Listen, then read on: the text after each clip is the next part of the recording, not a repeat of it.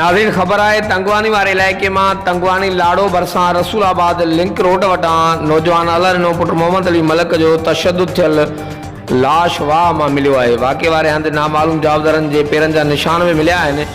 Police से लाश अस्पताल मुंतकिल करे ज़रूरी कार्रवाई बाद लाश वारसन हवाले किया। नौजवान जो लाश घर पहुंचण ते कोराम मची वियो। ॿिए तरफ़ कंदकोट के गोलीमार वारे इलाइक़े में घर अंदरां 13 सालन के नीगर मुस्तकीम पुट हबीबुल्ला जो लाश मिलो है। मिल जाण मूजिब नींगर के घुटा ॾेई करे क़त्ल किया वियो है। ॿिन्ही वाक़िअनि जी पुलिस पारां जांच कई पई वञे। हर वक़्तु आगाह लाइ ॾिसंदा रहो JTN वेब न्यूज़।